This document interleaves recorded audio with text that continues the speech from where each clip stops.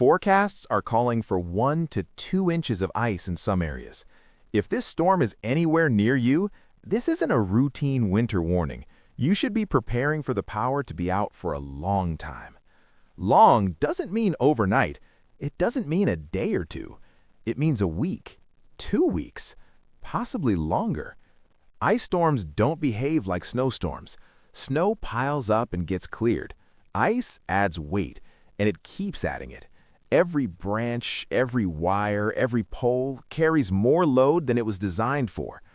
At a certain point, things don't bend anymore. They fail. Trees come down first. When they fall, they take power lines with them. That doesn't happen in one spot. It happens everywhere at once. And when damage is spread across an entire region, repairs slow to a crawl. Crews can't keep up, roads are blocked, equipment can't reach the damage. That's why ice storm outages drag on. Not because the grid is slow to respond, but because there's too much broken infrastructure at the same time. What that means for you is simple. You need to be ready to live in your home without electricity, without heat, and without outside assistance while temperatures stay below freezing. That's not discomfort. That's survival conditions. These are the same things I told my own kids when I called them about this storm. First priority is heat. When the power goes out in winter, staying warm becomes your full-time job. That's harder than people expect, especially over long periods. Houses lose heat faster than you think. Pipes freeze. Rooms become unlivable. This is the moment to pull out camping gear and keep it inside your house. Sleeping bags, heavy blankets, anything designed to retain body heat. If you have a small tent that can fit indoors, set it up. A tent inside a room creates a confined space that traps warmth far more effectively than an open room. If you don't have camping equipment, choose a small room in your house. A bedroom works best. Seal the windows, block drafts, close doors. Don't try to heat the whole house. Focus on one space and make it livable. Candles or approved heating devices can help raise the temperature slightly, but they're not a solution by themselves. Use them carefully and sparingly. The goal isn't comfort. It's keeping the room above freezing while you're layered in jackets, blankets, and sleeping bags. If you have a propane heater rated for indoor use, make sure it's ready and make sure you have fuel. If you rely on wood heat, have wood stacked close to the house so you don't have to walk far on ice. Slipping during this kind of storm isn't a minor injury risk. A fall can turn into a serious emergency, and help may not be able to reach you. Second priority is water. If the power is out long enough, municipal water systems can stop working. Pumps need electricity, pressure drops, faucets go dry. If you're on city water, don't assume it will keep flowing. Fill containers now. Fill jugs. Fill every bottle you have. Fill the bathtub. Cover it if needed to keep debris out. It doesn't need to be perfect. It needs to be available.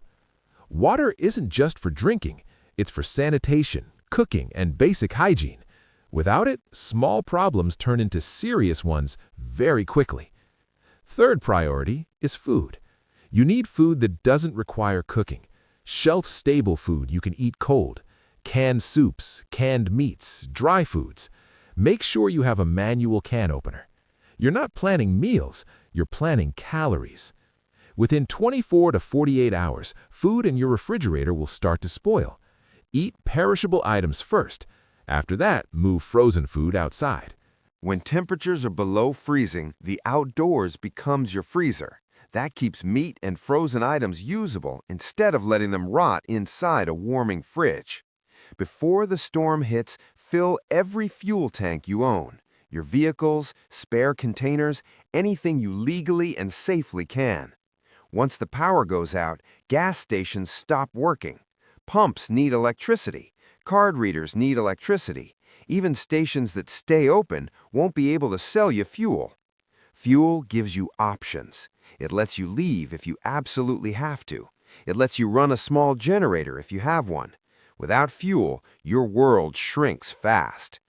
And don't assume you'll be able to leave when the power goes out. Ice storms don't just shut off electricity, they shut down roads. Trees fall across highways, bridges ice over. Emergency crews prioritize life-threatening calls, not people trying to relocate.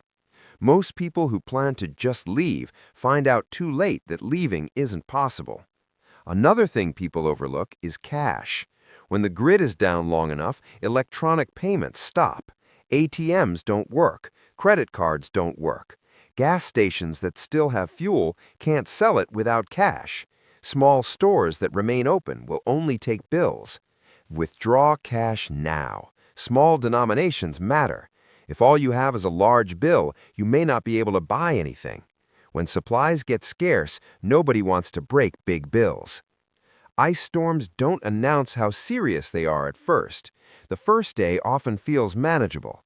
The second day feels inconvenient. By the end of the week, the situation changes.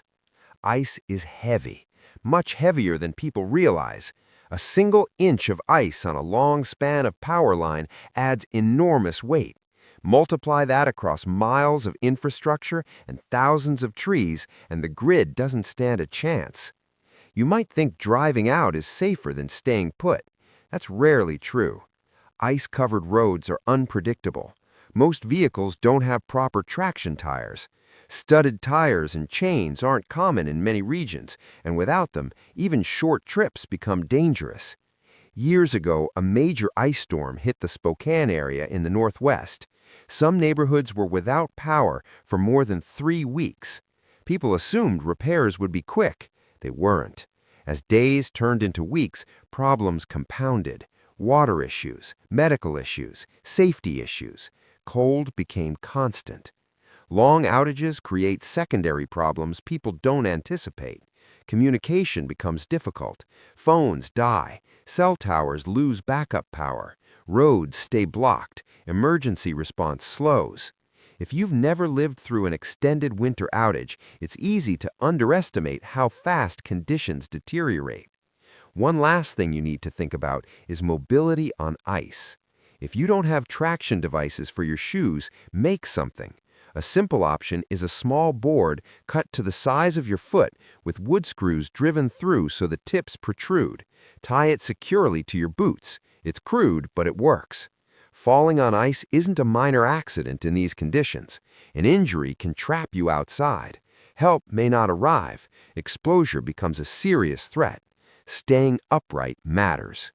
Ice storms don't give you time to adapt. The window to prepare is short.